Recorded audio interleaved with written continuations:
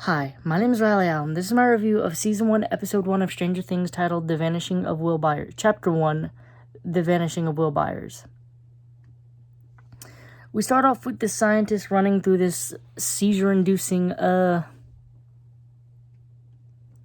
hallway with flickering lights aplenty.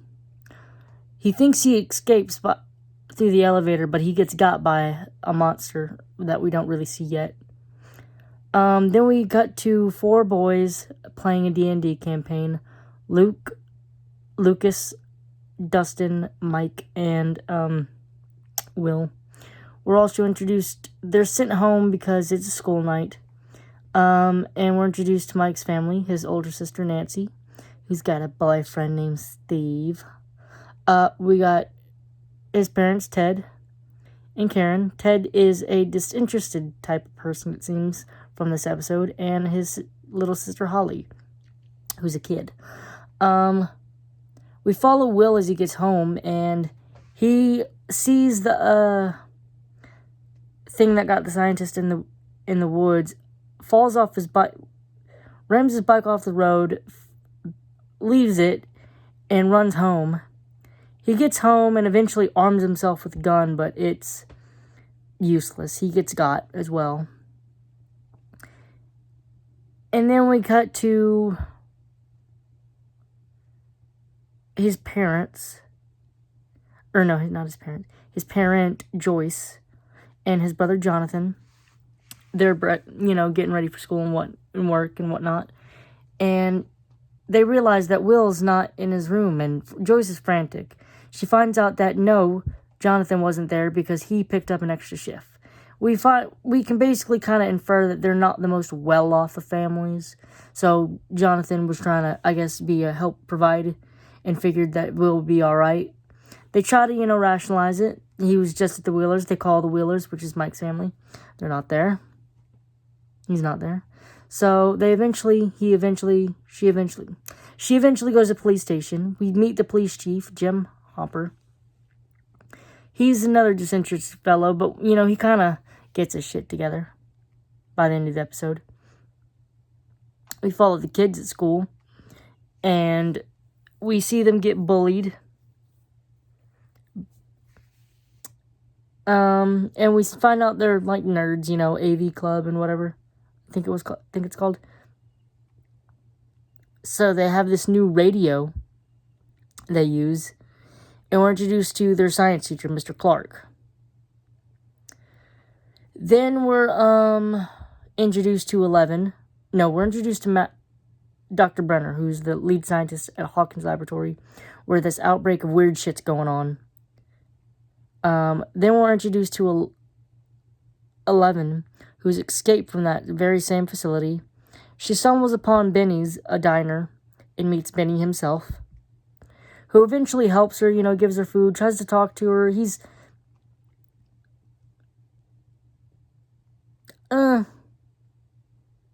doing the best.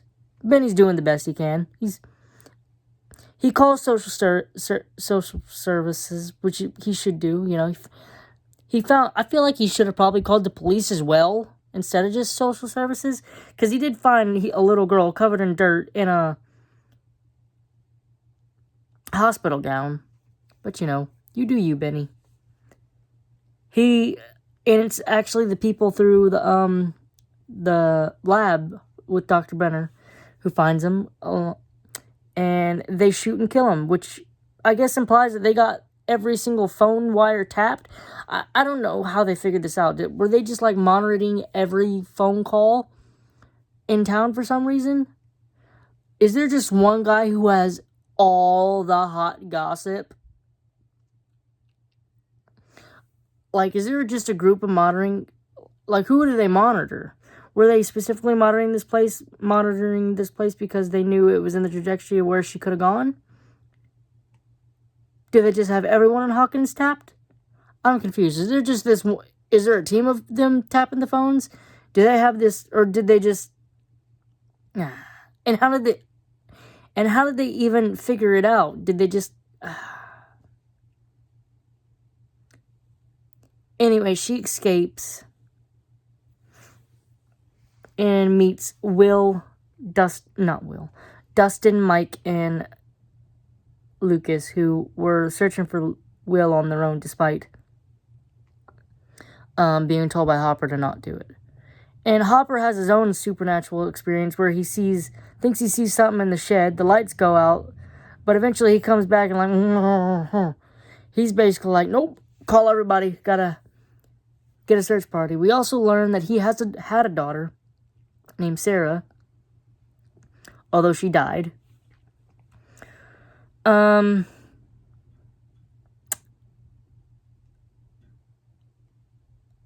One of the funniest scenes in this episode is gotta be Ted's, "What I do?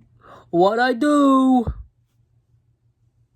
Actor deserves an award just for that one line of delivery. That is the funniest shit I've ever... I don't know why I laugh so hard at "What I do?"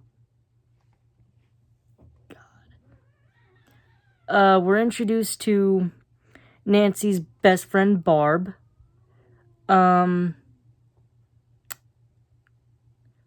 And her boyfriend, Steve. And Steve is kind of a douchebag, but he's charming just enough. He's just charming enough for Nancy to like him. But, like, he's most definitely a douchebag. He's, like, both pressuring her and not pressuring her, which is just, like, you're kind of pressuring. Yeah.